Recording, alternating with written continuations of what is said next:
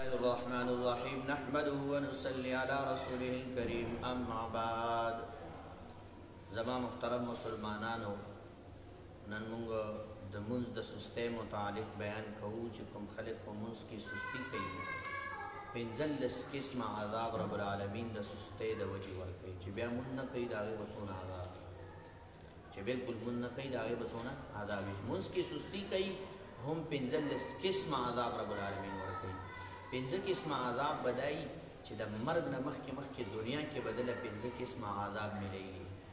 لومبی عذاب به د ده دپاره دی په دنیا کې چې د ده د زندګۍ کوم برکت یا به ټول ختم شي، زندګۍ کې بې برکت پاتې نه شي. دویم دا چې د ده د مخ نه چې کوم دی نور به لاړ شي، رڼا به لاړ شي. اور نیکو خلکو، دویم دا چې نیکو خلکو د نور چې د ده مخ ته به هغه نور نه منتقل کېږي. ړومبی دا و، ړومبی چې د ده زندګۍ نه به برکت لرې شي. او دویم دا چې نیکو خلکو نور به د ده مخ لرې کړلی شي. دریم نمبر باندې دا به نیک عمل کوي خو اجر به ورته نه حاصلېږي. او څلورم دا چې دی به دعا کوي خو د ده دعا به رب نه قبلوي.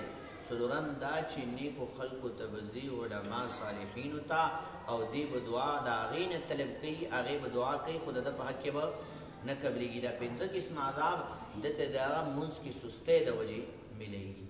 دویم نمبر باندې کله چې دی دنیا نه ځي د مرګ په وخت کې به دله درې قسمه عذاب میلیږي. ړومبی عذاب به دی چې ذلت په حالت کې به دله مرګ راځي. او دویم دا دی چې دی له به لوږې حالت کې مرګ راځي. او دریم دا دی چې دی له مرګ راځي نو تندې حالت کې به راځي. دی به دی نه دونه تږی که دنیا کې ټوله اوبه یعنې سمندر ټوله اوبه دا اوس کې د ده تږوالی به ختم نه شي. دا درې قسمه عذاب نورو هغه د مرګ په وخت کې. او بیا چې دی قبر ته لاړ شي نو قبر کې به هم دی له درې قسمه عذابات ورکولی کېږي. ړومبی دا چې قبر کې به ورته اور به ورته ولګولی شي. او دویم دا چې قبر به ده باندې دونه راتنګ شي چې د ده پښتۍ به یو بل کې ناوځي. او دریم دا چې یو مار به په ده باندې مسلط کړلی شي، یو سام په ده باندې مسلط کړلی شي چې هغه سترګې به د اور وي او هغه نوکان به د لوهې او د تنبي او هغه به دونه اوږد وي چې سهار سړی روان شي ماښامه پورې د هغه اخر ته ورسېږي. او هغه به دله سزا ورکوي چې یو ځل دې له رټک ورکړي نو اویا لاس اویا ګزه به دې په ځمکه کې کېناوځي او بیا به راوچت کړلی شي، بیا به بل ټک ورکوي. دې سهار مونځ ضایع کړی دی نو هغې به ورته خپل رب په تا باندې مسلط کړی یمه، سهار مونځ دې ضایع کړی دی د دې د وجې طلوع آفتابه پورې به دله سزا در کوم. او ظهر مونځ دې قضا کړی دی او په هغې کې به مازدیګر مونځه پورې زه تاله سزا در کوم. او مازدیګر نه ماښامه پورې، ماښام ماسخوتنه پورې او د ماسخوتن نه تر سهاره پورې به دې ته کوم دی دا سزا قیامته پورې میلیږي. دا عذابات چې درې په قبر کې او دی چې د قبر نه راپاسي. ړومبی عذاب به دی چې رب العالمین به سخت دله په غصه باندې او په قهر باندې بدلوي. ړومبی عذاب چې د قبر نه پاسي دله به دی چې ده ته به رب العالمین سخت په قهر باندې په سخت په غصه باندې. او دویم نمبر باندې دا چې دی به د الله د رحمت نه محروموي. او دریم عذاب چې دی به سي د دوزخ له ځي.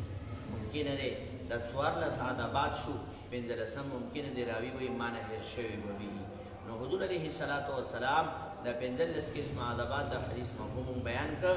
حضور علیه السلام فرمایي پنځلس قسمه عذابات د مونږ سستۍ د وجې ملیږي.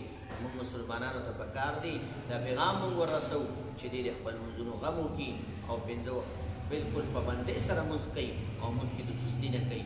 سستي ویلی کېږي دې ته چې سړی وایي اذان وشو لا مونځ ته خو ټایم شته که نه، خیر د لاړ به شم، 5 منټه نور تېر شو، وایي ودرېږه 10 منټه پاتې دي جمعې ته، بیا 5 منټه تېر شو، وایي ودرېږه لا خو 5 پاتې دي، اخر جمع چې وشي وایي ودرېږه جمع خو وشوه لا خو ټایم ډېر ده وبېکم.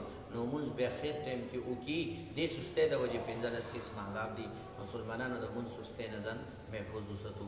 سبحان ربك رب العزة عما يصفون وسلام على المرسلين والحمد لله رب العالمين.